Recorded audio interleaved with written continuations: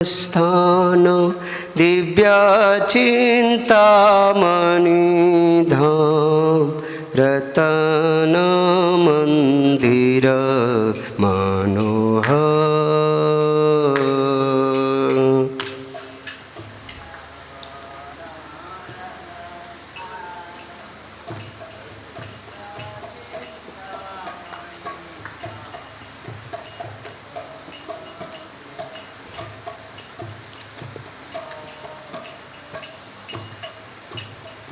आवृत कालंदिनी रे राजहंस केली करे ताहे शोभे कनक कमल।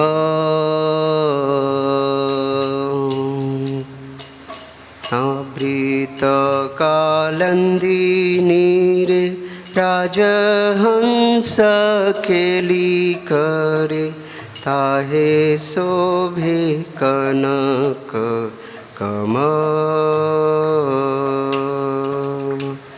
तार मध्ये हेम पीठ अष्टदले वेष्टित अष्टदले प्रधान नायिका।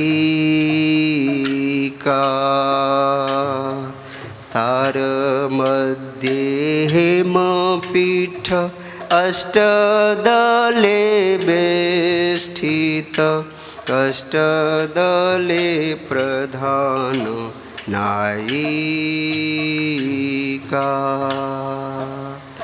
तार मध्ये रत्नासने वसिया छेन्दुई जने श्याम संगे सुंदरी राधिका।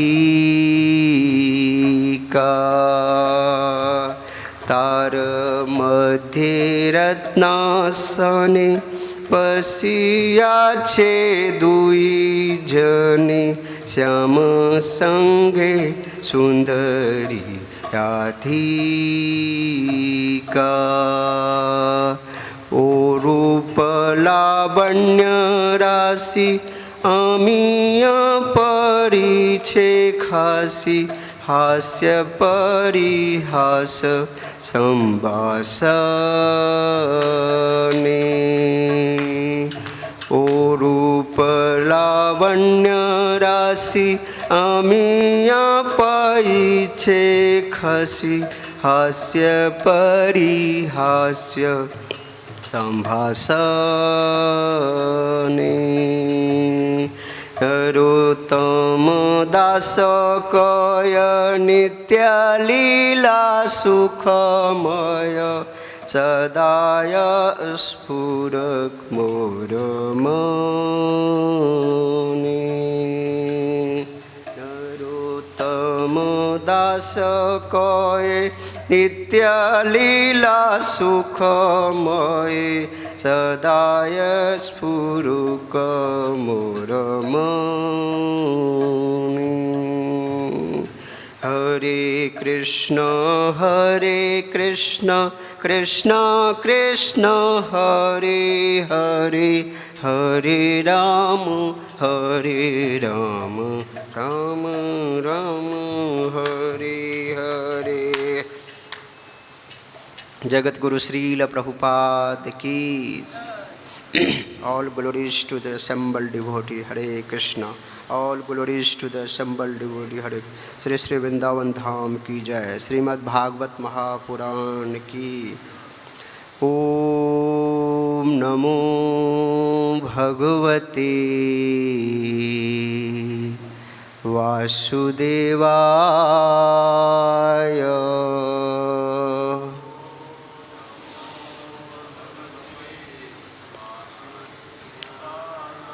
ओम नमो भगवते वासुदेवाय।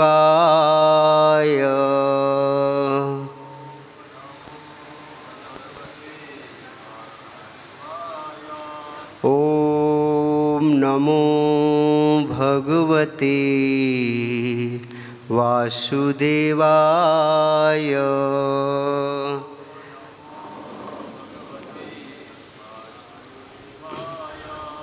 श्रीमद्भागवतम स्कंद 10 अध्याय 1। अध्याय का शीर्षक है भगवान श्री कृष्ण का अवतार परिचय और आज का श्लोक क्रमांक है 69। इस अध्याय का सबसे अंतिम श्लोक। उग्रसेनं च पितरं यदुभुजान्धकाधिपम्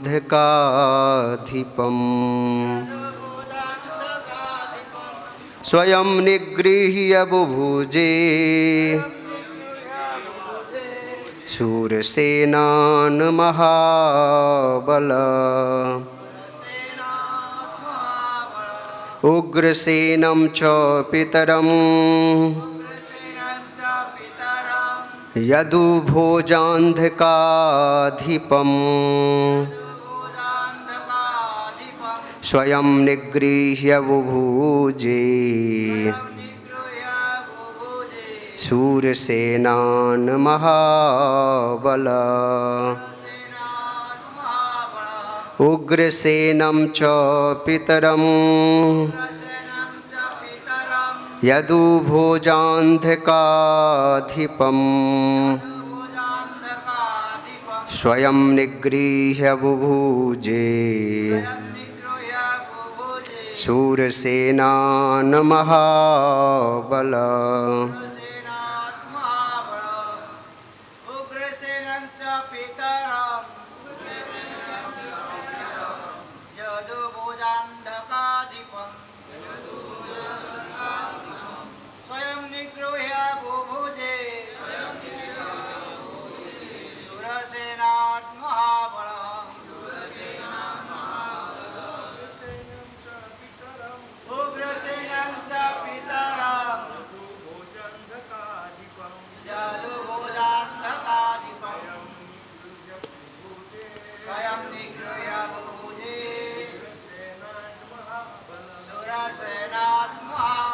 वैष्णवी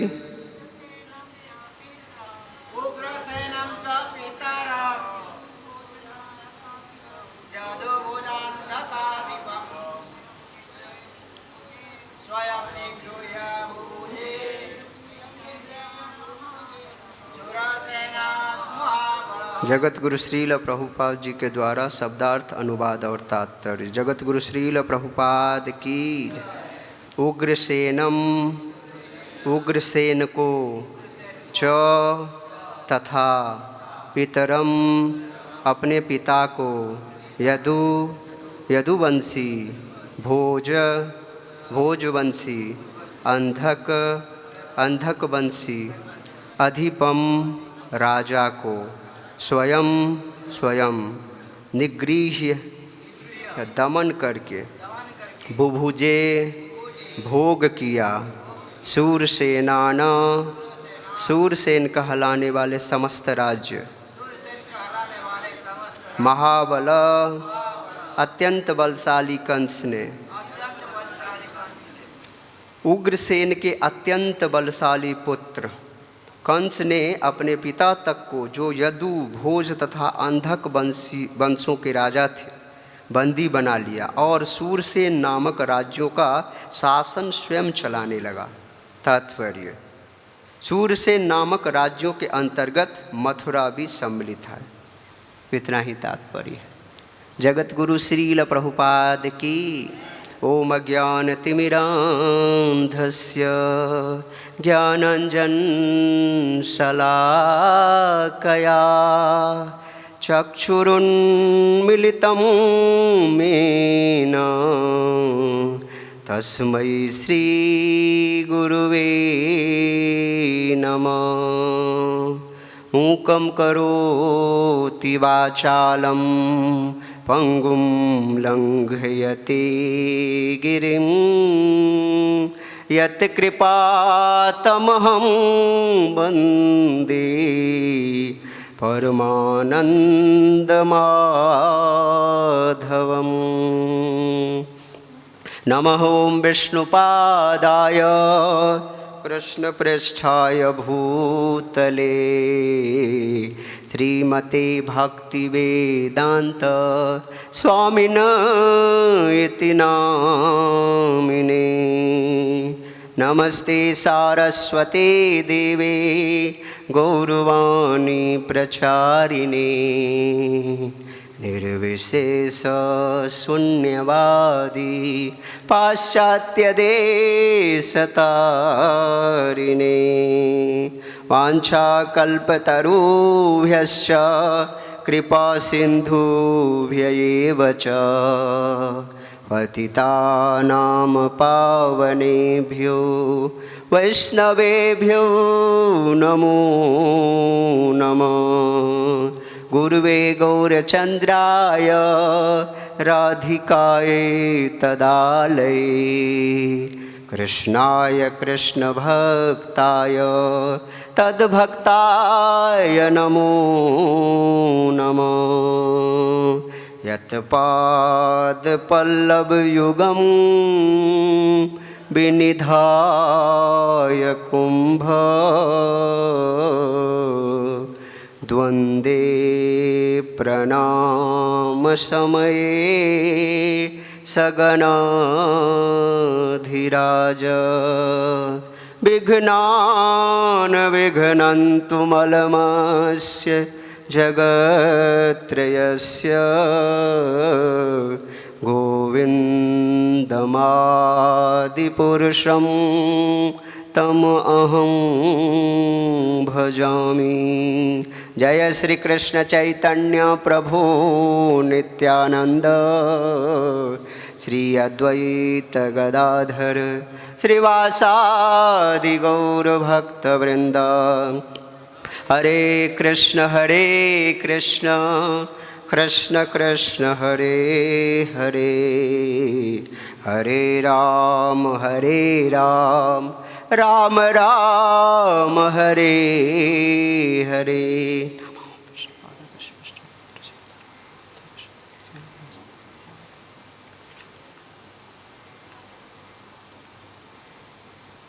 हरे कृष्णा। सर्वप्रथम श्री श्री राधा श्याम सुंदर गौर निताय श्री श्री कृष्ण बलराम श्री श्री वृंदावन धाम के श्री चरणारविंद में मैं साष्टांग दंडवत प्रणाम करते हुए यहाँ पे उपस्थित जितने भी वैष्णव और वैष्णवीगण हैं सभी के श्री चरणारविंद में मैं साष्टांग दंडवत प्रणाम करता हूँ। और इस श्रीमद् भागवतम के इस प्रमुख श्लोक पे जो चर्चा करने का मुझे ये अवसर प्रदान किया गया है, तो इसके लिए आप सब वैष्णव वैष्णवी मुझ पे विशेष कृपा करिए ताकि मेरे मुख से उसी वाणी का प्रयोग हो जो साधु गुरु शास्त्र के द्वारा सम्मत हो, हमारा अपना कोई निजी मंतव्य न हो। हरे कृष्णा। तो आज ये जो श्लोक है इस अध्याय का 69 नंबर, इस अध्याय का सबसे अंतिम श्लोक है और श्रील प्रभुपाद जी इसमें आधा लाइन का तात्पर्य दिए हैं। तो आप लोग कितनी देर कथा सुनना चाहते हैं आधा लाइन के परपट में, बताइए? 1 घंटा आधा लाइन का परपट है, बहुत ही क्रिटिकल है ये चीज़। और सारी चीज़ें आप लोग पहले से इस ग्रंथ में जो इस प्रथम अध्याय के बारे में कई वक्ताओं ने जो एक बातों को कई बार दोहराते आए हैं, इसलिए मैं नहीं चाहता उसी बातों को फिर से दोहराएं, क्योंकि आप लोगों का बहुत ही मूल्यवान समय है। और एक वक्ता अगर किसी श्रोता के मूल्यवान समय को बर्बाद करता है तो एक तरह से बहुत ही बड़ा अपराध है। तो श्रीमद् भागवतम एक अपने आप में अमल महान ग्रंथ है और इस ग्रंथ को जब पठन पाठन श्रवण करने का एक अवसर प्रदान किया जाता है तो अपने आप में बड़ा ही भाग्यशाली गौरवान्वित होता है। तो हमारा जीवन बड़ा ही जो है धन्य है जो हम इस भागवतम को श्रील प्रभुपाद की विशेष कृपा है जिनके माध्यम से उनके भाषाओं के माध्यम से जो है हम इस ग्रंथ को कुछ समझने का प्रयास कर रहे हैं। नहीं तो हमारे पास उतनी ज़्यादा कोई योग्यता नहीं जो इस दिव्य ग्रंथों के जो आचार्य या भगवान जिस भाव से किसी श्लोक को श्रीपाद सुखदेव गोस्वामी पाद जी ने परीक्षित महाराज को समझाए, क्या हम उस भाव को रख पाएंगे?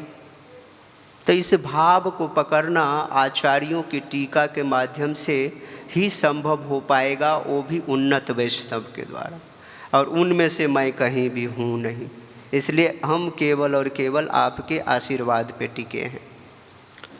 तो ये यहाँ पर में उग्रसेनम च पितरम यदु भोजान्धकाधिपम, ये यहाँ पर में जो इस चैप्टर में जो अभी तक आपने कैरेक्टर का नाम सुना है, इसमें एक राजा उग्रसेन है, उससे पहले जो डायनेस्टी का नाम कई बार बता रहे हैं जो सूरसेन प्रदेश मथुरा मंडल, और इसमें वसुदेव देवकी के बारे में आपने सुना या उनके जितने भी अनुयायी अनुचर हैं, और यहाँ पर में कंस और कंस के जो अनुगामी जितने भी लोग हैं तो इनके बारे में आपने सुना। अगर इसको दो भागों में कैटेगराइजेशन किया जाए तो एक नास्तिकों का ग्रुप, एक अभक्तों का ग्रुप होगा कंस का, और दूसरा जो सूरसेन प्रदेश के जो राजा वंशधर आ रहे हैं ना, एक धार्मिक प्रवृत्ति के राजा हो रहे हैं।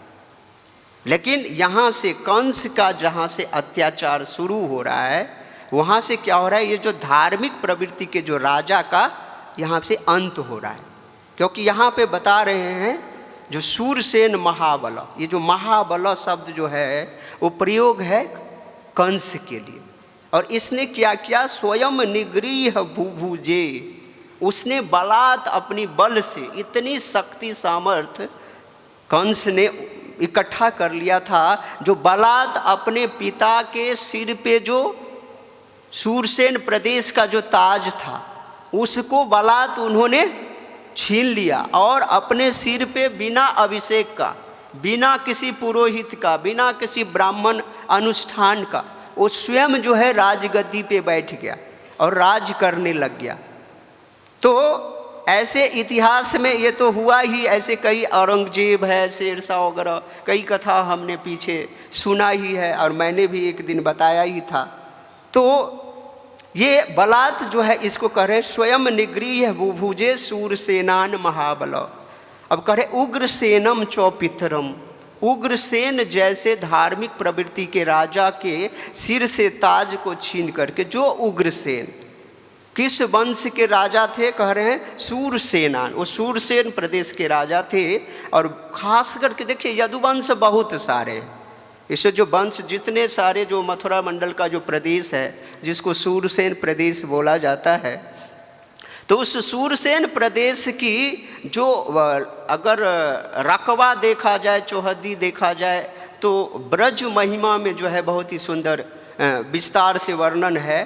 तो इसमें कह रहे तीन वंश के बारे में मुख्य रूप से कर रहे हैं, यदु भोज अंधक। तो ये तीन मुख्य जो है कुल के बारे में वर्णन करें, जिसका मुख्य रूप से वो राजा थे उग्रसेन जी।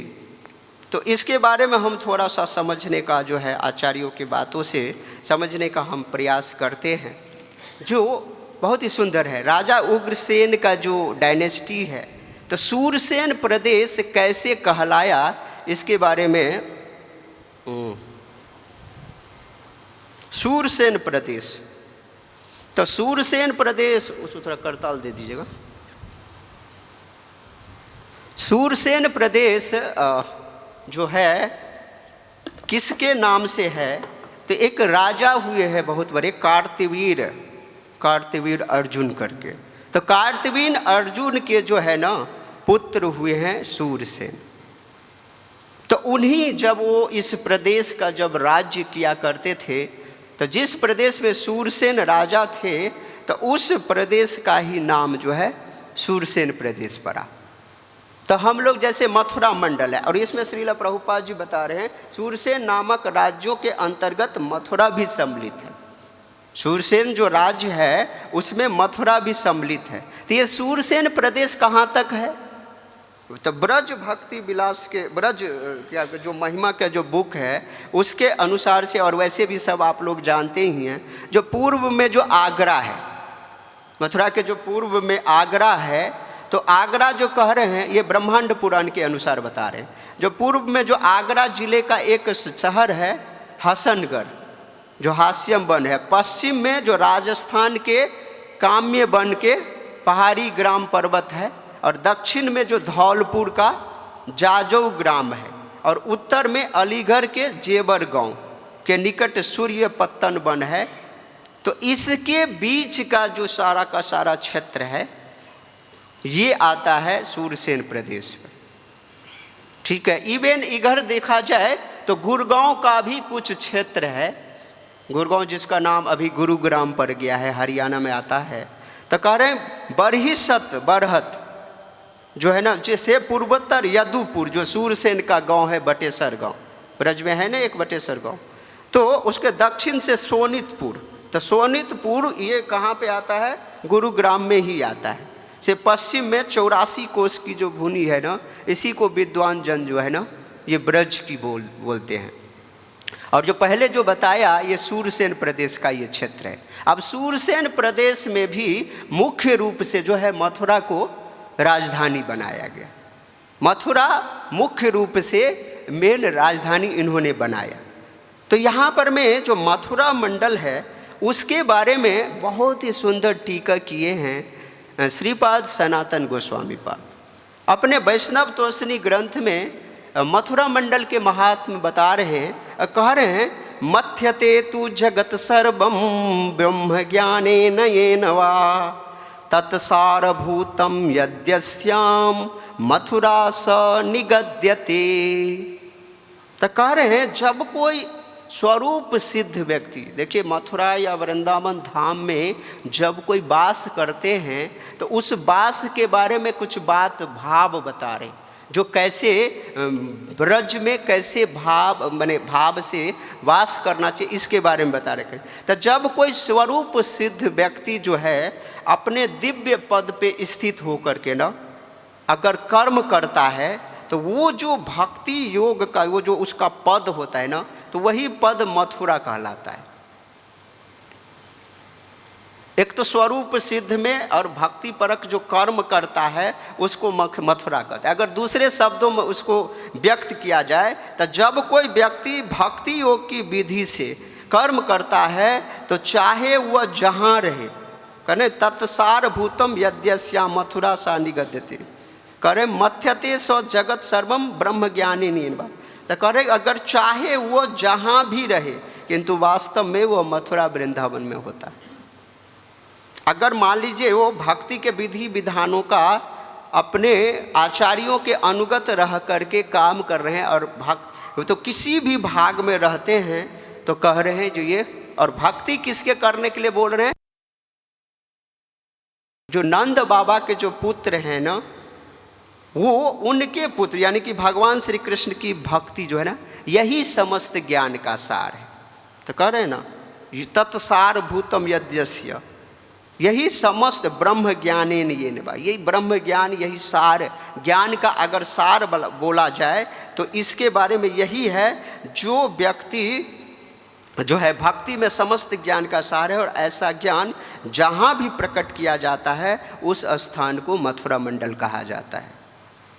तो मथुरा एक ऐसा क्षेत्र है जहाँ पे स्वयं भगवान ये बात कर रहे हैं। और यहाँ पर मैं श्रीपाद सनातन गोस्वामी पाद लिख रहे हैं यत्र नित्यम सन्निहितो हरि, जहाँ पे भगवान स्वयं हमेशा वास करते हैं, जिस स्थान में भगवान नित्य रहते हैं, कभी एक पल के लिए भी नहीं कहीं जाते। एक बहुत ही प्रसिद्ध श्लोक आता है, वृंदावन परित्यज्य पाद एकम न गच्छति। भगवान वृंदावन से एक पग जो है पैर कभी भी वृंदावन के बॉर्डर लाइन से बाहर नहीं जाते। तब प्रश्न उठ रहा होगा जब वृंदावन से तो बाहर भगवान गए, द्वारका गए, कई जगह पे लीला करने के लिए गए, तो ये वृंदावन बिहारी श्री कृष्ण नहीं गए। जो ब्रजेंद्र नंदन श्री कृष्ण हैं वो मथुरा बिहारी श्री कृष्ण ही डिफरेंट जगहों पे जा कर के लीला विलास किए और उनके डिफरेंट नाम हुए हैं। तो जब ध्रुव महाराज तपस्या करने के लिए एकदम तत्पर हो गए और उन्होंने टेस्ट करने के लिए नारद मुनि को भगवान ने भेजा, जाइए एक हमारा दृढ़ प्रतिज्ञ भक्त है उनका थोड़ा सा गाइड करिए। तो उन्होंने टेस्ट लेने के बाद जब नारद जी को पता चल गया जो ये ध्रुव जी बड़े ही दृढ़ प्रतिज्ञ बालक है, ये भगवान को प्राप्त करके ही छोड़ेगा, तो ध्रुव जी को एक सजेशन देते हैं नारद जी, कह रहे तत्तात गच्छ भद्रम ते यमुनायास तटम शुचि। 4.8.42 भागवतम। तत्तात गच्छ भद्रम ते यमुनायास तटम शुचि सानिध्यम नित्यदा हरे। वहाँ पर में जो भगवान रहते हैं, कह रहे सानि पुण्यम मधुबनम यत्र सानिध्यम नित्यदा हरे। वो ऐसा क्षेत्र जहाँ पे मधुबन शब्द का जो प्रयोग हुआ है, तो मधुबन, वृंदावन, मथुरा, ये सारा ब्रजमंडल की एरिया 84 कोष। अगर वृंदावन कहा जाता है या मथुरा कहा जाता है तो हमें पूरे 84 कोष को समझना चाहिए, यानी कि एक पर्टिकुलर एरिया को बोला जाता है। तो कह रहे हैं जो जहाँ सानिध्यम नित्यदा हरे, जहाँ पर में भगवान साक्षात नित्य रूप से वास करते हैं, वहाँ पे जाइए, वहाँ पर में आप अपने भक्तिपरक कर्म करिए, जो आपको भूमि जो है शक्ति प्रदान करेगी भगवान को प्राप्त करने के लिए। और स्वयं श्रीपाद सनातन गोस्वामी पाद ब्रह्म संगीता से एक श्लोक कोट कर रहे हैं और कह रहे हैं गोलोक एक निवसत्य खिलात्म भूत। जैसे भगवान श्री कृष्ण गोलोक वृंदावन धाम में तो वास करते ही करते हैं, ऐसा नहीं जो गोलोक धाम से भगवान श्री कृष्ण द्वापर में यहाँ पे आते हैं ब्रह्मा जी के 28वें ये चतुर्युग में, तो इसका मतलब ये नहीं कि गोलोक वृंदावन धाम का सीट खाली है। भगवान वहाँ भी विराजमान है, भगवान यहाँ भी विराजमान है, और भगवान सर्व जगह सर्वत्र रूप से जो है ना विराजमान है। तो इस बात को ये मथुरा जो है, मथुरा के बारे में जो स्वयं श्रीपाद सनातन गोस्वामी पाद का जो भाव है ना, वही भाव हमारे आचार्य अनुगत आए हैं। उसमें से जो महान आचार्य षड गोस्वामी यानी कि सप्तम गोस्वामी है श्रील भक्ति विनोद ठाकुर। तो भक्ति विनोद ठाकुर जी एक बात लिखते हैं, ब्रजवास कैसे करना चाहिए। तो ब्रज में वास करना मीन्स भाव ब्रजवास का ऐसा होना चाहिए, केवल शरीर से नहीं। कई बार क्या होता है, व्यक्ति कई बार शरीर से ब्रज में रहता है लेकिन वो रहता नहीं ब्रज में। ब्रज में रहते हुए भी व्यक्ति अगर मानसिक रूप से, शारीरिक रूप से, कर्म रूप से पूरे तल्लीनता से अगर भगवान की भजन में वो मस्त नहीं होता है तो वो कभी भी माया में फंस सकता है।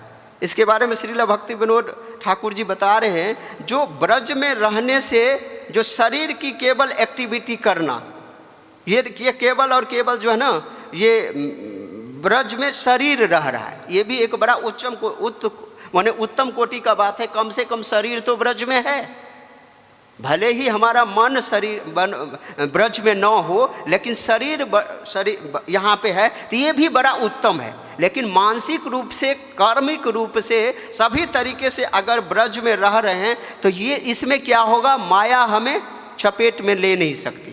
लेकिन ऐसे व्यक्ति को, किस व्यक्ति को माया में चपेट लें, जो कोई व्यक्ति चलो ब्रज में जो है मकान खरीद लिया, वहाँ पे रहना शुरू कर दिया, घूमना शुरू कर दिया, चाट पकौड़ी खाया, इधर उधर घूम रहा, या कुछ कमाने के उद्देश्य से जो है घूम रहा है, तो ऐसे व्यक्ति को ब्रजवासी नहीं कहा जाता है। जो है ब्रजवासी वो कह रहे हैं जिससे मानसिक रूप से, मन से, हृदय का जो भाव है ना, वो ब्रज होता है। ब्रज में जो है हृदय होना चाहिए। और इसी बात को जो है दूसरे थोड़ी भाषा में उन्हीं के ही पुत्र और हमारे बहुत बड़े आचार्य श्रील प्रभुपाद जी के गुरु महाराज श्रील भक्ति सिद्धांत सरस्वती गोस्वामी महाराज बताते हैं, जो वृंदावन प्रवेश कोई पासपोर्ट से नहीं होगा। किसी पासपोर्ट को लेकर के, पासपोर्ट वीज़ा अगर हमने ले लिया और वृंदावन में प्रवेश मिल जाएगा, ये कदापि संभव नहीं है। वृंदावन में प्रवेश किसका होगा, तो उसमें वो भाव बता रहे हैं, राधा दास्यम, राधा रानी की दासता, यानी कि राधा रानी के दासी के दासी, यानी कि ये राधा दास्यम जो आप लोग चैतन्य चरितामृत में पढ़ोगे, जो भगवान चैतन्य महाप्रभु और राय रमन जी का संवाद है, उसका निचोड़ है राधा दास्यम। वो इसको दूसरे शब्दों में बोले तो मंजरी भाव।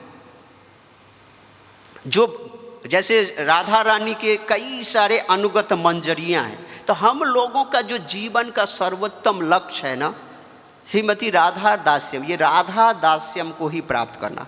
राधा रानी के अनुगत जितने भी मंजरियां हैं उनकी सेवा में हम अपने आप को नियुक्त कर ले, यही हमारा उद्देश्य होना चाहिए।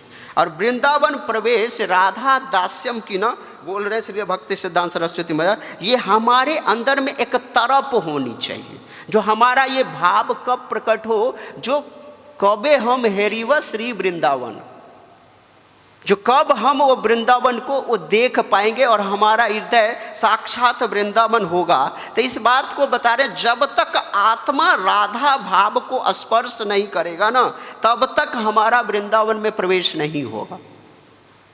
वृंदावन में प्रवेश के लिए हमें राधा भाव एकदम होना चाहिए। और वृंदावन को कैसे हम महसूस कर सकते हैं, समझ सकते हैं, तो इसके लिए बहुत ही सुंदर श्रीपाद हमारे बहुत बड़े आचार्य, हम लोग रूपानुग कहलाते हैं। कल हमारे क्या कहते हैं, हिज होलीनेस भक्ति अनुग्रह जनार्दन स्वामी महाराज इस बात को दोहरा रहे थे रूपानुग के बारे में। हम लोग रूपानुग आए तो श्रील रूप गोस्वामी के अनुगत आचार्य और उनके अनुगत रह करके तो हम जो है भक्ति कर रहे हैं। इसलिए श्रील रूप गोस्वामी स्वयं श्रीमती राधा रानी की ललिता सखी के अंतर्गत श्रील रूप मंजरी है।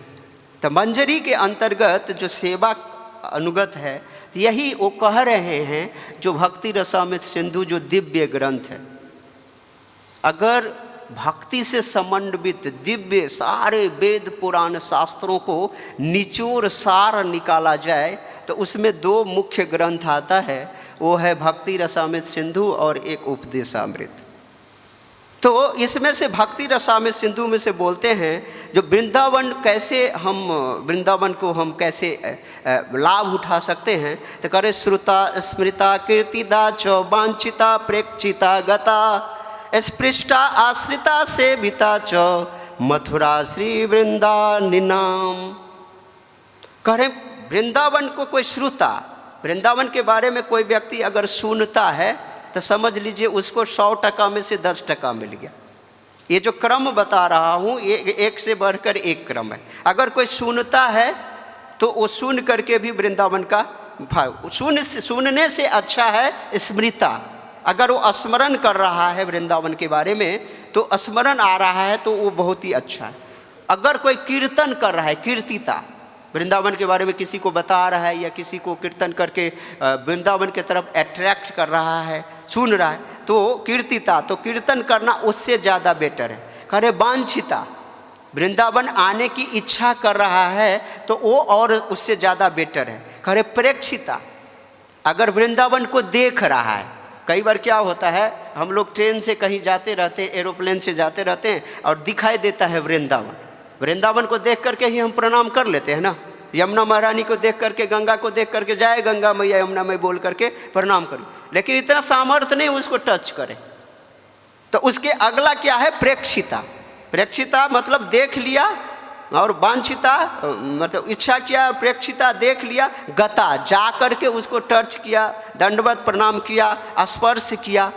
और उससे भी अच्छा है स्पृष्टा, स्पृष्टा जो स्पर्श किया। और आश्रिता, अगर आश्रय ले लिए वृंदावन के राधा रानी के तो वो सबसे बेस्ट है। उससे भी बेस्ट है वृंदावन में रह करके अपने आचार्यों के कहे अनुसार वृंदावन की सेवा में लग जाना। जैसे वृंदावन में पढ़ाई करने के लिए जब श्यामानंद प्रभु आए तो उन्होंने अपने आचार्य गुरु श्री जीव गोस्वामी पाद से सेवा मांगे, तो उन्होंने सेवा मिला क्या, झाड़ू लगाने का। कहाँ से, सेवा कुंज से लेकर के इमली तला, वो पूरा एरिया झाड़ू मंडल एरिया कहलाता है। और वो सेवा का ऐसा प्रभाव हुआ जो श्यामानंद प्रभु को श्रीमती राधा रानी के जो रत्न वेदी से उस लीला में प्रवेश करने का एक अवसर प्रदान किया गया, और श्रीमती राधा रानी के पैर में नूपुर पहनाने का एक सौभाग्य प्राप्त हुआ। ये सेवा जब हम आचार्यों के कहे हुए माध्यम से अनुगत रह करके जब हम सेवा करते हैं ना, तो ये वृंदावन की महिमा है। वृंदावन में ऐसे ही रहना चाहिए, ऐसे ही करना चाहिए। तो वृंदावन के बारे में भगवान श्री कृष्ण कि एक वाक्य है गौतमीय तंत्र में, नारद तंत्र में लिखे, करे इदम वृंदावनम रम्यम मम धामैव केवलम अत्र ये पशवः पक्षी वृक्ष कीट नरा मया बसंती ते महादृष्टे मृता यान्ति ममालयम। कह रहे भगवान श्री कृष्ण नारद जी से बता रहे हैं कि हे नारद, ये जो समस्त वृंदावन का जो क्षेत्र है ना, ये मेरा ही धाम है। मम धाम वृंदावनम, तो ये मेरा ही धाम है। इस धाम में जो है सभी पशु पक्षी कीट पतंग जितने नर देवता जो भी निवास कर रहे हैं ना, वो मृत्यु के बाद कहाँ जाते हैं? मेरे लोक में जाते। कह रहे ना ममाश्रित्य मृता यान्ति ममालयम, हमारे घर को आते हैं।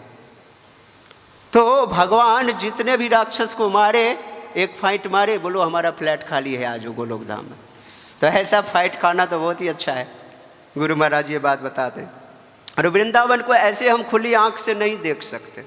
अकबर वाली कथा आप लोगों को पता है ना। अकबर चाहते थे जो मुझे वृंदावन में जो है ना थोड़ी सी सेवा मिले, तो बहुत जब अनुग्रह विनती किए तो एक केसी घाट में जो है थोड़ा सा पत्थर टूट गया था, थोड़ा सा कॉर्नर। कई बार होता है ना मंदिर में भी संगमर का पट्टी टूट जाता है। तो कर ये छोटी सी देख रहे, जब वृंदावन के असली भाव उसके हृदय में जब डाला गया, तो वृंदावन देखे किससे बना है? चिंतामणि भूमियार कल्प वृक्षमयी बना चर्म चक्षु दे के तार प्रपंचेर मन। ये जो चैतन्य चरितामृत में श्रील कृष्णदास कविराज जी बोलते हैं, ये वृंदावन को ये चर्म चक्षु से जो है ना ये प्रपंच लगता है। हम लोग तो यही देखते हैं, जो ये ब्रजवासी इसको गाली दे रहा है, ये कुत्ता घूम रहा है, सुअर घूम रहा है, इतना गंदा लग रहा है। आजकल मल्टी स्टोरी फ्लैट बन रहे हैं, वृंदावन बन तो रहा नहीं। तो कह रहे हैं तो ये चिंतामणि भूमि है। जब देखा ये चिंतामणि भूमि है जो इतने ररे ररे रत्न से जो है ये फर्श जो है, तो कह रहे ये रत्न के जो अगर इसको बनाए एक छोटा सा टुकड़ा को, तो कह रहे मेरे जमीन जायदाद जितना राज्य है सब कुछ बेच देना, तब भी जा कर के हम इसको रिपेयर नहीं कर सकते। तो शरणागत हो गए। तो करे हमारे बस की बात नहीं। तो ब्रज की ये महिमा है, जो ब्रज में ब्रज को जो है ना हम इस खुली आंख से इस तरीके से नहीं हम समझ सकते। तो इसके लिए श्रीपाद श्रील रूप गोस्वामी पाद जो ब्रज में जाकर के ब्रज में कैसे वास करें, वहाँ पे में कैसे रहना चाहिए, किसकी उपासना करनी चाहिए। क्योंकि ये जो परपट में बता रहे हैं, जो मथुरा मंडल या ब्रज मंडल, ये इतना पवित्र भूमि है जहाँ पर में उग्रसेन डायनेस्टी के राजा धार्मिक प्रभुत्व जो कृष्ण, देख ना कृष्ण भगवान जब वहाँ पे सब कुछ जीत लिए तो उग्रसेन जी को फिर से राजा बनाए, खुद नहीं राजा बने, धार्मिक प्रवृत्ति के व्यक्ति। तो श्रील रूप गोस्वामी पाद जो उपदेशामृत में एक बहुत ही सुंदर श्लोक बताते हैं, जो सारे शास्त्रों का निचोड़ है। उसका 8वां श्लोक है, तन्नाम रूप चरितादि सुकीर्तनानुस्मृत्यो क्रमेण रसन्या मनसी नियोज्य तिष्ठन् ब्रजे तदनुरागी जनानुगामी कालम नियदखिल मृत्युपदेश सारम। उपदेश का जो सारे उपदेशों का सार क्या है, जो ब्रज में कैसे वास करना चाहिए, वृंदावन में कैसे करें, तो कह रहे तन्नाम। तन्नाम मतलब होता है भगवान श्री कृष्ण के नाम रूप चरित, राम नाम रूप गुण लीलाओं का कीर्तन करते हुए वास करना चाहिए। यानी कि फ्लैट लेकर के यहाँ पर मैं बिजनेस खोल करके तो नहीं। तो कह रहे नाम कीर्तन लीलाएँ करते हुए, कीर्तन करते हुए, लोगों को बताते हुए, इस ब्रज भूमि को स्मरण करते हुए, सब कुछ करते हुए, कह रहे क्रमेण रसना मनसी नियोज्य, और अपने शरीर के जितनी भी इंद्रियां हैं क्रमिक रूप से जीव को रसना मनसी मन को शरीर को इस धाम की सेवा में जो है ग्लोरीफाई करने में लगाना चाहिए। कह रहे तिष्ठन ब्रजे तदनुरागी।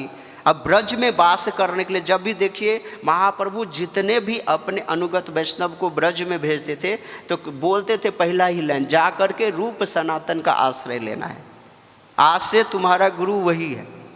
ये नहीं कि खुले छोड़ जो ब्रज वृंदावन चले जाओ और वहाँ पर मैं जो मर्जी होगा वो करना, आश्रम में भी रहो, चाट पकौड़ा भी खाओ, इधर उधर भी घूमो। तो ये सब ने किसी आचार्य के अनुगत रह करके जो है हमें क्या करना है, क्या ऑर्डर है, उसके अनुसार जो करे। तिष्ठन ब्रजे तदनुरागी जनानुगामी, जो भगवान को प्राप्त किए या भगवान को प्राप्त किए बड़ी जो आचार्य हैं उनके अनुगत रह करके ब्रज में वास करना चाहिए। कालम नीद खिल मृत्युपदेश सारम, यही अपना समय को ऐसे ही बिताना चाहिए। जो ब्रज धाम जो वृंदावन है, वो ब्रज धाम वृंदावन क्या है? जो भागवत का अगर निचोड़ निकाला जाए ना, श्रील वैष्णव चक्रवर्ती पाद बताते हैं जो भागवत का निचोड़ है ब्रज में वास, भागवत का निचोड़ ब्रज में वास है। और कह रहे हैं जो चैतन्य मंजूषा में जो एक ग्रंथ है, कह रहे ब्रज, जो ब्रज में कैसे वास करे, किसकी उपासना करे, तो आराधयो भगवान ब्रजेश तनयस धाम वृंदावनम रम्या काचिदुपासना ब्रजवधू वर्गेन यकल्पिता श्रीमद्भागवतम प्रमाण अम्लम प्रेमा पुमार्थो महान श्री चैतन्य महाप्रभुर्मतमिदं तत्रादरो न पर। कह रहे आराधयो भगवान, किसकी आराधना करना चाहिए? ब्रजेंद्र नंदन श्री श्याम सुंदर जी को आराधना करनी चाहिए। और उसी का जो निज धाम वृंदावन धाम है, देवकी नंदन श्री कृष्ण नहीं बोल रहे, बोल रहे ब्रजेंद्र नंदन श्री कृष्ण। और कह रहे कैसे? तो रम्या काचित उपासना ब्रज बधू वर्गेन, जैसे सुखद रूप से जो ब्रज की गोपियाँ भगवान की पूजा जैसे किए, जैसे जिस भाव में ब्रज की गोपियों ने भगवान की जो आराधना किए उस भाव को अनुगत रह करके एडॉप्ट करके जो है ऐसे ब्रज में वास करके और ब्रज की जो है सेवा करना चाहिए। और इस बात का प्रमाण कौन दे रहा है? श्रीमद् भागवतम प्रमाण अम्लम। ये श्रीमद् भागवत जो है, जो अमल पुराण 18 पुराणों में सर्वश्रेष्ठ पुराण जो है, और कह रहे प्रेम पुमर्थो महान, जो भागवत पंचम पुरुषार्थ धर्म अर्थ काम मोक्ष को साइड करके पंचम पुरुषार्थ जो है भगवान के चरणों में प्रेम उसको प्रदान करने वाले ऐसे महान ग्रंथों का ये निचोड़ है। जो ब्रज में वास एक ब्रजवासी यानी कि भगवान के अनुगत जो वैष्णव गण हैं उनके अनुगत रह करके ब्रज भक्ति करनी चाहिए। और यही हमारे आचार्य चैतन्य महाप्रभु जो स्वयं राधा कृष्ण के मिलित विग्रह है, श्री चैतन्य महाप्रभुर मत मिदम, और उनका भी मत यही है, भागवत का भी मत यही है और हमारे आचार्य भगवान का भी यही मत है। जो ब्रज में वास हमें कैसे करना चाहिए, ये चीज़ जो है जो हमारे आचार्यों के माध्यम से हमें मिलता है। यानी कि हम ब्रज में आगे अपने मन से कुछ भी कर रहे हैं, ऐसा कोई ब्रज का ऐसा नहीं है, क्योंकि ब्रज में बड़ा ही प्रभावी होता है कोई भी चीज़। क्योंकि महाप्रभु 5 मुख्य चीज़ दिए हैं ब्रज में रहने के लिए। आपको चैतन्य चरितामृत में ये बात लिखा है, साधु संग नाम कीर्तन भागवत श्रवण मथुरा वास श्री मूर्तिर श्रद्धाय सेवन। ये जो 5 चीज़ जो दिए हैं ना, अगर कह रहे हैं ये 5 चीज़ का व्यक्ति थोड़े देर के लिए भी, थोड़े समय के लिए भी इसका संग करता है ना, तो उसके हृदय में क्या होता है? सकल साधन श्रेष्ठ ऐ पंच अंग। ये 5 जो अंग है, 64 भक्ति के अंग में से ये 5 जो मुख्य अंग है, सकल साधन श्रेष्ठ ऐ पंच अंग कृष्ण प्रेम जन्माए ऐ पांचेर अल्प संग। ये चैतन्य चरितामृत के 22वें परिच्छेद में मध्य लीला में स्वयं भगवान सनातन गोस्वामी की जो 2 महीना की शिक्षा दे रहे हैं, तो उसी शिक्षा के अंतर्गत ये बता रहे हैं जो ये 5 जो मुख्य भक्ति के जो चीज़ हैं, इसमें से मथुरा वास वृंदावन वास जो है तो इसी टॉपिक पे यहाँ पर मैं बात बता रहे हैं। जो ये ब्रज भूमि जो मथुरा, जो कंस का क्या एटीट्यूड है इस देश पे राज्य करने का, और वही उग्रसेन जो धार्मिक प्रवृत्ति के राजा, उसका एटीट्यूड ऐसा है जो अपने प्रजा की हित, अपने प्रजा को बच्चों की तरह समझ करके उसका पालन पोषण, उसकी क्या कैसे उसको दिनचर्या ठीक से अच्छा हो, उस पर कोई ऐसा नहीं टैक्स लगा देना जो उसको कोई दिक्कत हो जाए। उनकी हालचाल सब कुछ देख करके, एक धार्मिक प्रवृत्ति के जो राजा के जो एक विशेष गुण होता है, जो प्रजा का पालन अपने बच्चों की तरह, यानी कि क्रूर आतताई की तरह। तो यहाँ पर मैं यही दो कैरेक्टर इस भागवतम के इस प्रथम अध्याय में जो मिलता है, एक भक्त प्रवृत्ति है जो वृंदावन में कैसे उग्रसेन जी राज्य किए, सूरसेन प्रदेश का कैसा एक राज्य था, उस राज्य का भंटा भार निकालने वाला कंस जो है एक नंबर 1 खलनायक, वहाँ से डायनेस्टी शुरू हुआ, जिसको स्वयं भगवान जो है जब जब धरती पे धर्म घटा तब तक भगवान अवतार लिए, और भगवान अवतार लेकर के उस नास्तिक प्रवृत्ति वाले कंस को, यहाँ की उसकी डायनेस्टी, कंस एंड कंस के ससुर जरासंध, दोनों को खत्म की। तो ये भगवान का जो है ये इतना स्वच्छ धाम पे एक आतताई का जब वास हो गया, तो उसको हटाने के लिए जो है भगवान ने इस धरती पे जो है प्रकट हुए लीला करने। क्योंकि मथुरावास में वृंदावन के जो व्यक्ति है ना, उनको ऐसा भाव होना चाहिए जो चतुर्भुज स्वरूप में, क्योंकि धाम में जो वासी होते हैं ना वो चतुर्भुज स्वरूप में। इसलिए सोच समझ करके, ये वराह पुराण में ये बात लिखा हुआ है, जो सोच समझ करके एक ब्रजवासियों से डील कदम करे। और यहाँ पे कदम कदम जो भी कोई व्यक्ति ऐसे भी चल रहा है ना, तो करे कदम कदम पे अश्वमेध यज्ञ का पुण्य प्राप्त होता है। ये कोई ऐसा दिल्ली मुंबई शहर नहीं है जो हम चल रहे हैं, वहाँ चल करके भी माया में फंसे। और यहाँ पर में ब्रज में चलना भी जो है अश्वमेध, यहाँ ब्रज में सोना भी क्या है, दंडवत प्रणाम बोलते हैं भगवान, जो हमें ये दंडवत प्रणाम कर रहा है। करे ये जो 7 पूरी है ना, आप लोग जानते हैं ना 7 पूरी है, खाने वाला पूरी नहीं पूरी मतलब जहाँ पे भगवान शयन करते हैं, पूरी में पूर्व में भगवान शयन करते हैं, तो उसमें अयोध्या, मथुरा, हरिद्वार, काशी, कांची, अवंतिका, उज्जैन, द्वारका, ये 7 पूरियाँ हैं। तो 7 पूरियों में मथुरा है, और मथुरा एक ऐसा भगवान का निज वृंदावन धाम है जो श्रील गुरुदेव हिजोलिनेस राधा गोविंद दास गोस्वामी महाराज बताते हैं, और धाम में तो आपको भगवान को ढूंढना पड़ेगा जा करके, लेकिन वृंदावन एक ऐसा धाम है जहाँ पे भगवान को ढूंढना नहीं है, भगवान सद्य हैं, आपको उनको देखना है। ऐसी दृष्टि जो है अपना बने प्रकट करना है भक्ति से, और वो हम आपको जो है सुलभ में जो भक्ति करके आप श्रील प्रभुपाद के अनुगत रह करके उस भक्ति को करके हम एक दिन भगवान को देख सकते हैं और भगवान को अनुभव कर सकते हैं। तो इसलिए ये मथुरा में जो है ये बड़ा ही पुण्य भूमि है।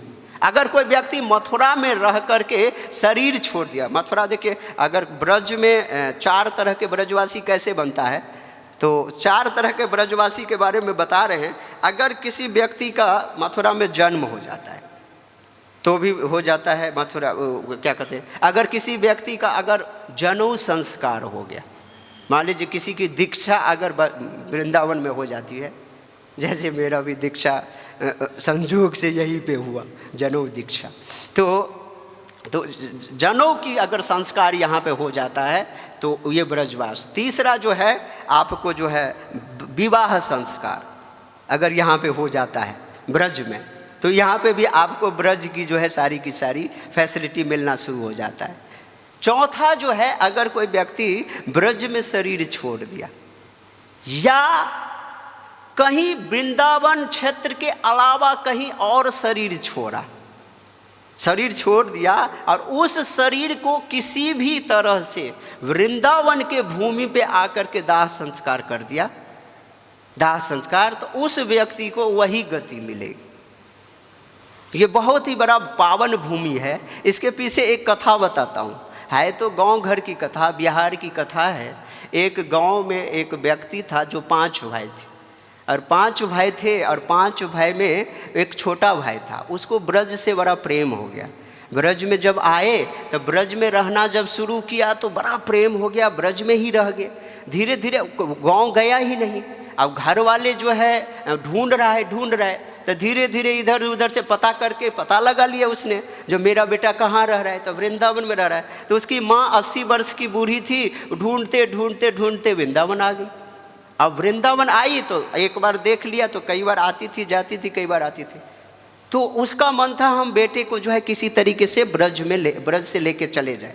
और बेटा का मन ये था कि हमारी माँ को ब्रज में वास हो जाए, और वो माँ ऐसी है जो ब्रज में वास नहीं करना चाहती है।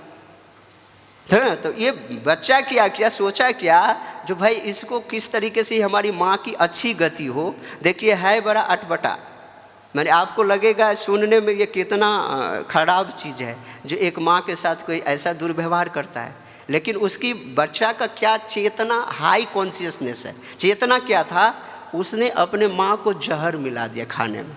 कैसे? ये तो कोई उच्च देखो हर कोई नहीं कर सकता। जिसकी चेतना इस लेवल की है, ब्रज के साथ इतना जिसको प्रेम होगा ना, तो वही व्यक्ति इस लेवल तक सोच सकता है और ये कर सकता है। उसने देखा हमारी माँ जो है इतनी उम्र में कभी भी शरीर छूट जाएगा, तो ये जब कल जाने वाला था ट्रेन पकड़ करके, तो सोचा हमारी माँ की अच्छी गति हो जाए, इसका यहाँ पे शरीर छोड़ जाए। तो उसने क्या किया, उनको रबड़ी प्रसाद मिला था, रबड़ी में जहर मिला दिया लोई बाजार से खरीद के, और जहर मिला करके दिया। वो माँ खा रही थी, तो माँ खा रही, यार ये तो अटपटा लग रहा है कुछ ऐसा, तो कुछ नहीं बहुत बढ़िया भगवान का प्रसाद है, खाओ खाओ। खा करके जब सोई तो बेटा तो सोचा तो आज सुबह तक तो हमारे माँ का हरिबोल हो जाएगा। तो उन्होंने बोरा लेकर के आया, जो भाई इसको क्या कहते हैं, डेड बॉडी को रखेंगे फिर लेके जाएंगे इसको करने के लिए। तो जब बोरा लेकर, बेटा बोरा लेकर क्यों आया है, तो कहा तो तुमने क्या खिलाया रात में, तुम्हें कुछ नहीं हुआ? तो कह रहा नहीं कुछ नहीं हुआ, हमारा तो ये हुआ, उनको एक अल्सर बीमारी थी उसकी माँ को। वो अल्सर जो है पस बन करके वो सारा बह गया और वो बड़े स्वस्थ होगी, भला चंगा। तुमने रात में क्या खिलाया, हमारा वो बीमारी जो है ठीक हो गया, ठीक है ना। तो कह रहे कि वो बच्चा जो था, उसका बेटा, जो उसको एकदम इतना अपने पे किए पे इतना ग्लानि होने लगा, जो एकदम माँ के चरणों पकड़ के रोने लग गया। करे हे माँ, मैंने तो बड़ा अपराध किया, जो मैंने आपके रबड़ी में जो है जहर मिला दिया, और मेरा भाव यही था जो बार बार गाँव जा रहे, कम से कम अच्छी गति हो जाए, जो ब्रज में आपका शरीर छूट जाए, अंतिम संस्कार हो जाए, तो मैं इसलिए आपको जो है जहर खिला दिया था। तो जहर खिला, जब ये भाव देखा अपना बेटा का अपने प्रति प्रेम, तो वो बुढ़िया वहाँ टिकट कैंसिल करा करके आगे 4-5 वर्ष वास की यहाँ पे। और अंत में ये हुआ, जब 4-5 वर्ष के बाद शरीर छोटा, तो ब्रज के महान महान आचार्य के कंधे पे चढ़ के उनकी डोली निकली, अंतिम सवारी। समझ रहे? ये ब्रज का ये वास होता है जिससे इतना ज़्यादा जो है ये प्रेम ब्रज का है, ब्रज का। अगर व्यक्ति ब्रज में एक बार गलती से भी आ गया ना, तो वो ब्रज का ही हो जाता है। श्रील रूप गोस्वामी पाद देते ना, कटाक्ष बोल रहे, एक तरह से बोल रहे, जो भाई गलती से कभी ब्रज में मत आना। अगर ब्रज में गलती से आ गए तो तुम निधि वन के आसपास में मत जाना, और निधि वन में भी चलो चले गए तो ये जो त्रिभंग ललित श्याम सुंदर खड़े हैं, उसके तरफ कभी देखना मत। अगर देखोगे तो तुम दुनिया वालों के लिए नहीं रहोगे, घर परिवार तुम्हारा सब लूट जाएगा। तो एक कह रहे हैं वृंदावन नहीं आने, यानी कि वृंदावन की महिमा बता रहे हैं। ऐसे ही आधारित एक बहुत ही बड़े एक संत हुए हैं, जो आप ओरछा का नाम सुने होंगे ना। भगवान रामलला जो है वहाँ पे राजा के रूप में है, उसकी बड़ी है दिव्य कथा है ओरछा की। तो ओरछा में एक हरिराम व्यास करके एक कुल पुरोहित हुए हैं। 51 राजाओं के वो कुल पुरोहित थे, 51 राजाओं के 51 ये क्या कहते हैं राजाओं के कुल पुरोहित होने। उनके बाद क्या होगा, 3 दिन की, जब कई बार ट्रिप निकलता है ना, डिफरेंट पार्ट से लोग वृंदावन आते हैं और 3 दिन के लिए आते हैं वृंदावन। तो 3 दिन के लिए जब वो वृंदावन के ट्रिप में वो किसी के साथ आ गए, अब 3 दिन के लिए आए ब्रज में रहने के लिए, 6 महीना गुजर गया, 1 साल गुजर गया, ब्रज से वापस नहीं गए हरिराम व्यास जी, और इतने बड़े पोस्ट पे हैं। अरे भाई 51 राजाओं के कुल पुरोहित हैं, कितनी बड़ी अभाव खटक रहा होगा उन राज्यों में। तो बड़ा दिक्कत हो गया, तो वहाँ के राजा ने आदमी को भेजा, भाई किसी तरीके से इसको लेके आओ। तो जब यहाँ पर ले करके देखे आए तो वो जाने के लिए राजी नहीं, तो राजा स्वयं आए। अब राजा जब स्वयं आए, करी इसको कैसे लेके जाऊं, तो जिस उन्होंने एक संप्रदाय से जो है प्रसिद्ध संप्रदाय से शिक्षा दीक्षा लेकर के यहीं पे वास करने लग गया था। अब जब वास करने लग गया तो करी इसको ले जाने का तरीका क्या, तो इसके गुरु से अगर बोलवा दूं तो अच्छा रहेगा। तो उसके गुरु को जाकर के रिक्वेस्ट की, देखिए ये 51 राजाओं के कुल पुरोहित हैं, इनके बगैर बहुत काम जो है रुक रहा है, इसलिए आप इनको अनुमति दे दीजिए। तो जब उनके गुरु ने उस शिष्य को हरिराम व्यास जी को आदेश दिए, आप जाइए अपने राज्य में, वहाँ से भक्ति आप करिए, आपको मैं कृपा आशीर्वाद यहीं से दे रहा हूँ। तो वो जब जाने की तो एकदम तो रो रहे थे, तब ब्रज में एक दिन हिज होलीनेस वृंदावन चंद गोस्वामी महाराज बता रहे थे, जब व्यक्ति वृंदावन अगर आ जाए ना, तब वृंदावन को पीठ दिखा करके नहीं जाना चाहिए। तो क्या करें, वो व्यक्ति अब हरिराम व्यास जी वृंदावन को छोड़ करके त्याग करके जा रहे हैं, तो उन्होंने गधा पे बैठ के और अपने मुख को काली पोत लिए, काली एकदम काला पोत लिए, और उल्टा गधा पे जो है बैठ के। तो लोगों ने पूछा, क्या भाई ऐसे क्यों, इतने हरिराम व्यास इतने बड़े आचार्य? तो कह रहे ब्रज में, ब्रज को पीठ दिखा करके जाने की यही गति होती है। जो ब्रज में वास करने के लिए लोग लालायित होते हैं, और मैं ऐसा माने दुर्भागा हूँ जो ब्रज को छोड़ करके हमें ब्रज के बाहर जाना पड़ता है। तो ये ब्रजवास की महिमा है, और ब्रज के साथ इतना ज़्यादा जो प्रेम है, हर कोई व्यक्ति ब्रज में वास करना चाहता है। भगवान श्री कृष्ण भी चाहते हैं जो हमें ब्रज के रसिक संतों का रज मिले, और भगवान के जो रसिक संत हैं वो भी चाहते हैं भगवान के चरणों का रज। तो आपको द्वारका वाली कथा, तो जो भगवान के सरदर्द की कथा, उसमें ब्रज के सारी गोपियों के रज लगाए। वैसे ब्रज रज की बड़ी महिमा है। ब्रज में हर कोई जो है ना, जो है कुछ न कुछ बन करके अपने जीवन को बिताना चाहता है। ब्रज में किसी भी तरीके से हमारा वास हो जाए ना, तो हमारा जीवन बड़ा ही उन्नत हो जाता है। ऐसे ही एक मोहम्मदेन ये कवि हुई है रसखान, आप लोग नाम सुने होंगे। तो उन्होंने अपनी ब्रज में भाव व्यक्त किए हैं। उन्होंने कविता लिखे, मानुष हो तो वही रस खान, बसो ब्रज गोकुल गाँव के ग्वारन, जो पशु हो तो कहाँ बस मेरो, चरो नित नंद की धेनु मझारन, पाहन हो तो वही गिरी को जो कियो हरि छत्र पुरंदर धारन, जो खग हो तो बसेरो करो कालंदी कुल कदम्ब की डारन, जो खग हो तो बसेरो करो कालंदी कुल कदम्ब की डारन। भगवान चार यहाँ पर मैं स्टेज बता रहे हैं। जब भगवान से रसखान जी अनुनय विनती कर रहे हैं, जब मुझे किसी तरीके से ब्रज में मनुष्य का शरीर दे दीजिए, तो कह रहे हैं तुम्हारी योग्यता अभी नहीं, भक्ति इतनी प्रखर नहीं हुई जो मैं तुम्हें ब्रज में मनुष्य का शरीर दे दूँ। तो कर ठीक है, मनुष्य का शरीर नहीं देंगे, तो अगला लाइन में मुझे यहाँ पे पशु बना करके नंद बाबा के जो है धेनु गाय के साथ जो हम चरण मझर करेंगे, भगवान जो है लेकर के हमें जाएंगे, तो हमें यहाँ पर मैं एक पशु बना दूँ। तो कह रहे तुम्हारी योग्यता अभी पशु बनने की भी नहीं हुई वृंदावन। तो कह रहे ठीक है, पशु बनने की नहीं हुई, तो मुझे यहाँ पे पत्थर बना दो, यहाँ पे पत्थर बना दो। जो पत्थर बनने के लिए, पत्थर जब बन जाएंगे तो ब्रज की गोपियाँ इस पे चलेंगे, या ब्रज में जो भी कोई रसिक संत आएंगे तो हमारे सर के ऊपर से पैर रख करके, या ब्रजवासी के गोपियों के पैर में कई बार गोबर लग जाता है ना, तो किसी कठोर पदार्थ से पैर पोंछते हैं ना, तो फिर हमारे सिर पे रखेंगे। तो हमें ऐसा करो, पाहन हमें पत्थर बना दो ताकि हमारा जीवन सफल हो जाए। करे तुम पत्थर बनने के भी लायक नहीं हो, तो करे ऐसा करो तब फिर मुझे खग बना दो, पक्षी बना दो, मैं इसी जो है कालंदी के जमुना के जो है अगल बगल में इधर उधर जो है ना कूदता फिरता रहूँगा। यानी कि कहने का भाव ये है, जो मुझे ब्रज में किसी भी तरीके से ना आप जो है वास करा दीजिए। उद्धव जी भी एकादश स्कंद में इसी बात को जो है व्यक्त करते हैं, जो मुझे भी किसी का जो है ना किसी भी तरीके से ना ब्रज में वास हो, या ब्रज में तो गुलमलता के रूप में रहे। और ब्रज के रज की बड़ी महिमा है। ब्रज के रज के प्राप्त करने के लिए बड़े बड़े आचार्य, बड़े बड़े लोग जो है लालायित रहते हैं। अगर किसी को ब्रज का रज प्राप्त हो जाए ना, तो जीवन में और कुछ शेष रहता है क्या? बताइए, ब्रज रज की प्राप्ति हो गई तो और जगह जाकर के दिल्ली मुंबई में और जमीन खरीदना क्या कोई ये है? वो तो निरीह मूर्खता है ना। ब्रज रज जाको मिल गई बाकी चाह न शेष, जो रज की चाहत में रहे ब्रह्मा विष्णु महेश।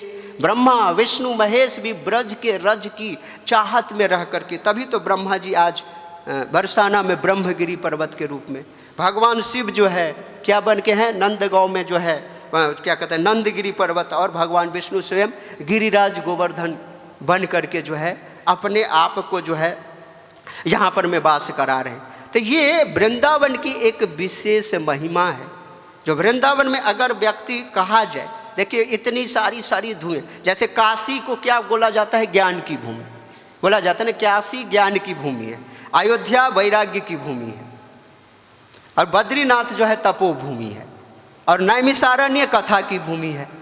परंतु वृंदावन जो है प्रेम की भूमि है। यहाँ पे कण कण में प्रेम है, यहाँ के ब्रज रज में कण कण में प्रेम है। वृंदावन का कोई भी 1 इंच जो सुई के नोक के बराबर भी जमीन छेदी जाएगी, उस जमीन पे भी अगर भगवान के चरण सैकड़ों बार न पड़े हो, ऐसा है ही नहीं।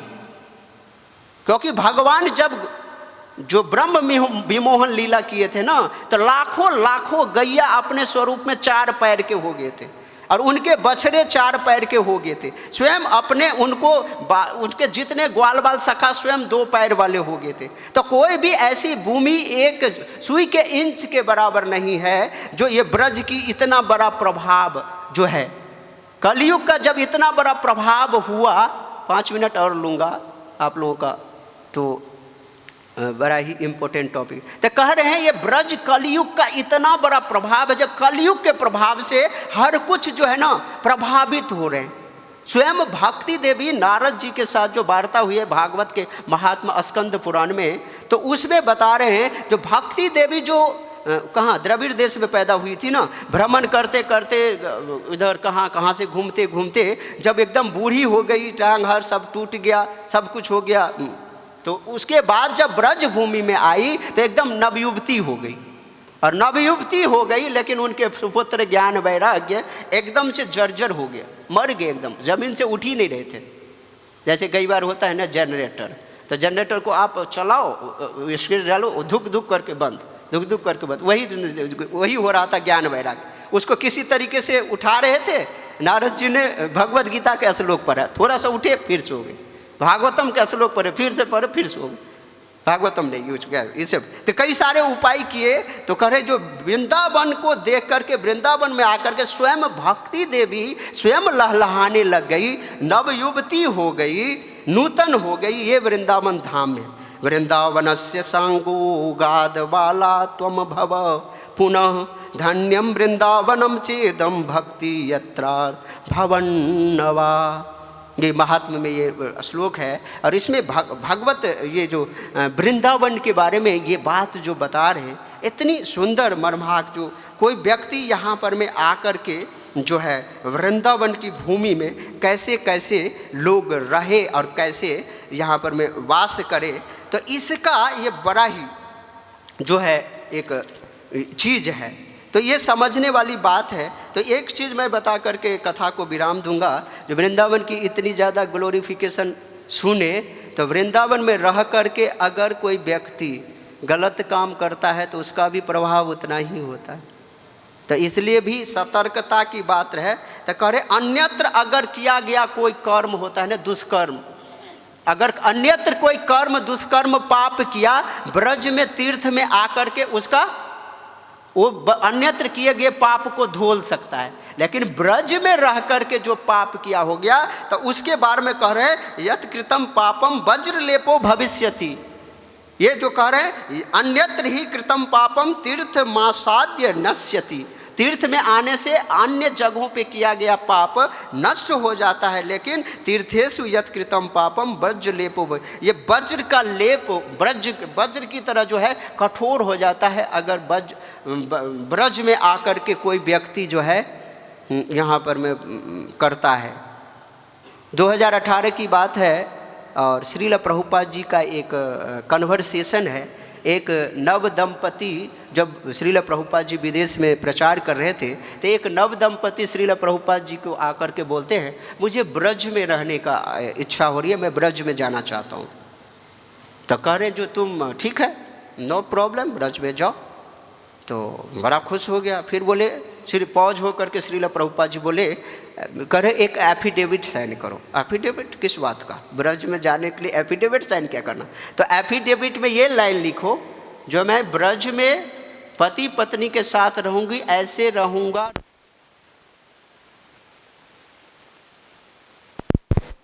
समझ रहे हैं? चला गया ये। हरी हरी। हाँ। ब्रज में करें ऐसे रहो जो कह के, अगर ये एफिडेविट पे लिखो जैसे भाई बहन का संबंध होता है ऐसे आप पति पत्नी के साथ संबंध रखोगे तो जो है तो ब्रज में रहने के लिए जा सकते हो। ये कॉन्शियसनेस है श्रील प्रभुपाद। ब्रज भूमि योग भूमि है, तपस्या की भूमि है, कोई भोग की भूमि नहीं है। और इस बात को जब उसके अनुयायी से जब बाद में पता चला तो वो पति पत्नी ब्रज में रहे, तो वो जब पत्नी के साथ मीटिंग करना होता तो ब्रज से बाहर दिल्ली मुंबई जा कर के वहाँ कुछ दिन रह कर के अपने पत्नी के साथ जो है संग करते थे। ब्रज में कभी भी संग नहीं, ये जीवन ये ब्रज में रहने। ये 2018 की कथा में स्वयं हिज होलीनेस हलधर स्वामी महाराज इस कन्वर्सेशन ब्रज में कैसे रहना चाहिए, ये ब्रज वृंदावन धाम का जो है एक बहुत ही अद्भुत है। जगत गुरु श्रील प्रभुपाद की, मथुरा मंडल की, श्रीमद् भागवत महापुराण की। निताय गौर हरि प्रेमानंदे हरि। वांछा